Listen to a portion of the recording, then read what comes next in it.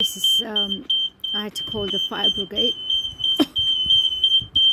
because the council told me to call the fire brigade on the 14th of March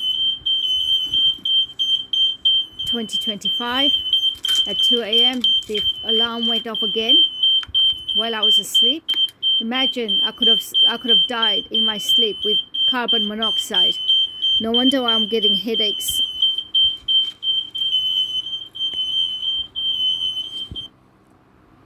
Fire alarm, I was asleep in the fire alarm just then.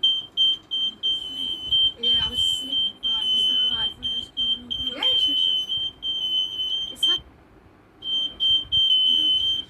These are the fire brigade. I didn't take they said it was high level of carbon monoxide.